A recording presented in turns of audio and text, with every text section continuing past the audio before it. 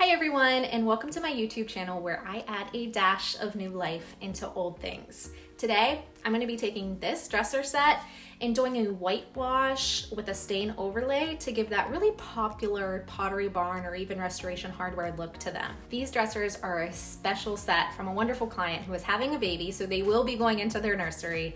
And the coolest part is that they were in her nursery when she was a baby. Even the drawer liners are the ones that her mom had put in when she was a baby. So let's go ahead and get started. The first thing I do is remove the drawers and inspect to see if there's any damage to the drawer slides or guides. Luckily, there was only one broken drawer guide in this one and one in the other dresser, and it's actually pretty easy to fix. The guides are the plastic pieces on the back of the drawers that keep the drawer sliding smoothly in and out without it falling forward when it's all the way open. I started by removing the old drawer guide, and if you don't have one of these painter's tools, sometimes they're called 5 or 9-in-1 tools, you need to get one. It is by far my most used tool on almost every furniture and house renovation project. Afterwards, I used this adjustable drawer guide and measured it to match the sizing of my wooden drawer slide.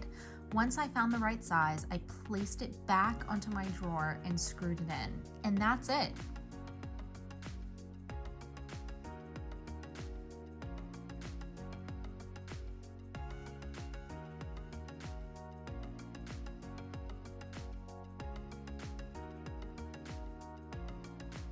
You can then install the drawer to test it out. It should go in and out smoothly without falling forward when you open it. The next step is to begin sanding off the old finish of the dresser, but before I decide how I want to remove the finish, I always take a look at what type of material the dresser is made of. The quickest way to do this is by looking at the back of the furniture. Most furniture makers never finish the back, so you can tell if it's particle board, solid wood, or laminate by just a quick check. This dresser is mostly made of particle board with oak veneer. Veneer is just a very thin sheet of wood. When working with veneer and you aren't painting it, it is so important to be extra careful.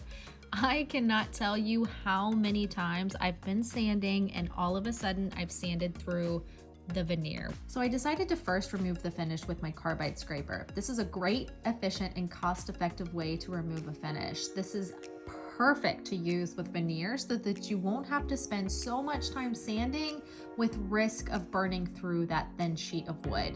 To use the Carbide Scraper, you just apply even pressure while pulling back. This will scrape off the finish and it's actually pretty satisfying to watch it come off. You can put a scratch in the wood if you don't apply that even pressure, but that's only happened to me once and it was because I was trying to do it too fast. Here's what the top of the dresser looked like after using the Carbide Scraper. Most of the finish has been removed, but now I need to sand it to get rid of that remaining finish. I'm using my Orbital sander with 220 grit sandpaper. I don't want to go any lower on veneer because again, you'll risk burning through it.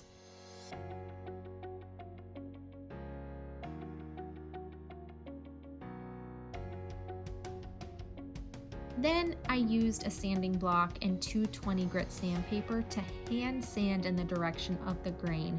When using an Orbital sander, the sander doesn't go in the direction of the grain, so you sometimes get pigtails or swirl marks, especially whenever you stain it. So hand sanding afterwards helps remove these swirl marks for a nice clean finish. Sanding took up a majority of the time on this project because there are so many crevices to sand. So while you're watching me sand, I'd love if you take the time to like this video and subscribe to my channel for more furniture makeover tutorials.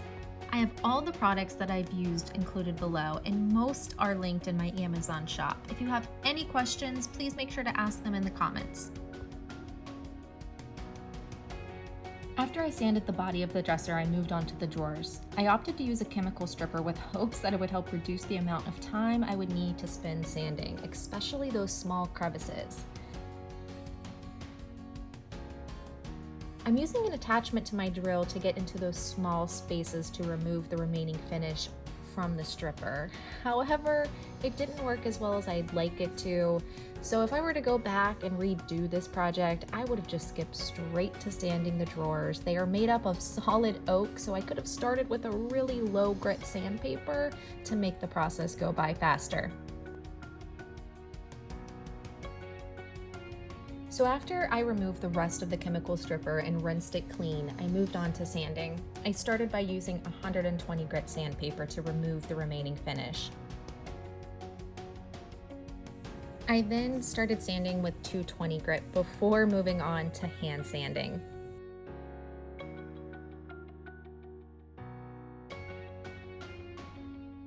I just used an old piece of sandpaper, folded it in half, and hand sanded all of those drawers.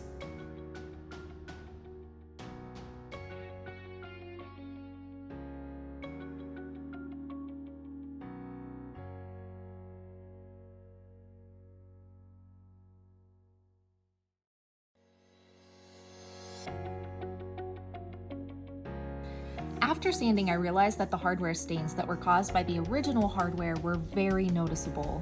I was going to be changing the hardware on these, so I needed to fix it. I started out by using Mohawk pins that I use for furniture touch-ups with the hopes that it would help darken that specific area.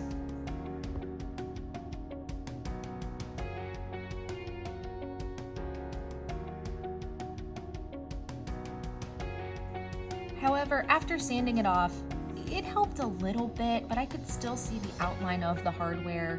So I opted to grab some penetrating wood stain that would get into the wood grain better. I just grabbed a dark stain color, didn't matter the color as long as it was dark, and applied it over those areas that were light from that hardware. I let it sit for about 3 hours before beginning to sand it off.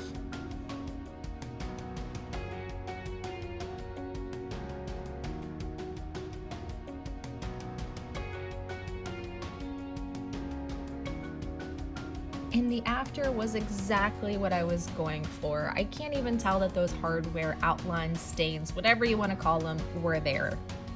It was time to start mixing up the whitewash, and a whitewash is just a mixture of paint and water to act as stain for the wood. I think a whitewash or tan wash or gray wash, doesn't matter what color you choose, it will give you that light color wood that not many stains can get you.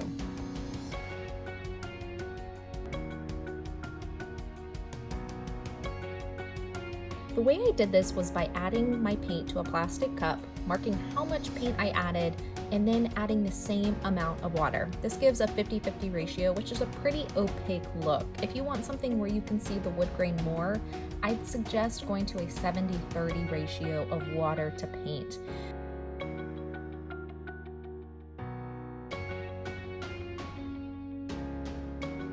I actually ended up going back and adding just a little more water and ended up being about a 60-40 ratio.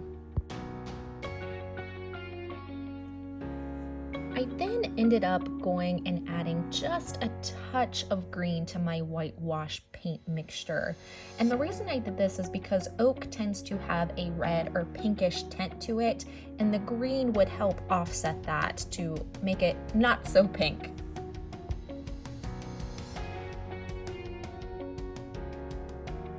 To apply the paint wash, I first used a tack cloth to remove any extra dust that might be hanging out on those drawers, and then grabbed a foam brush and applied it just like I would a regular stain, going back and forth. And you kind of want to move quickly here because the paint wash will dry quickly on you, but you want to make sure that you get those long, even strokes. So after this was all applied on here, I used a lint-free cloth and wiped back the excess. Again, just like you would a stain.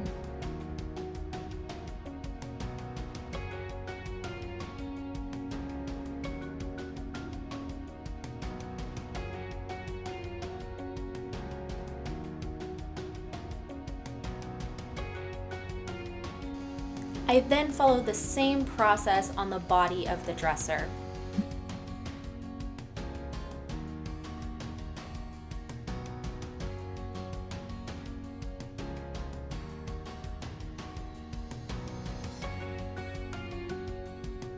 After I let the whitewash dry for about 2 hours, I grabbed some light oak stain and a lint-free cloth and applied the stain over that whitewash.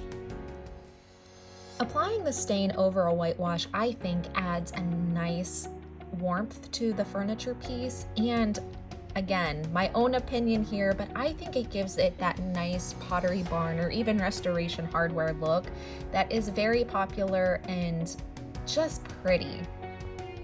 To apply the stain, I just used a lint-free cloth, dabbed it in the stain, applied it to the drawers and the dresser, and wiped back the excess, following the same process as I did for the whitewash.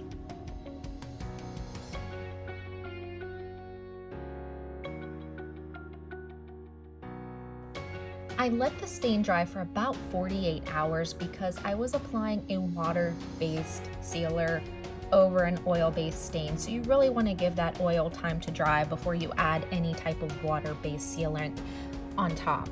I decided to use my sprayer for the first time ever with sealer, and I was super nervous, but I knew that this would give the flawless look that I was going for. So I first started out by straining the sealer to get out any dust or other particles that might be hiding in there.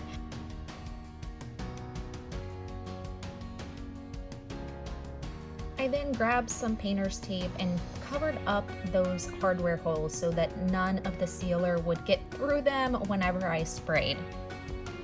I applied 3 very light coats of the water-based sealer, and I don't think I'm ever not going to spray again. The look is just perfection, so I would highly suggest trying this out if you haven't already.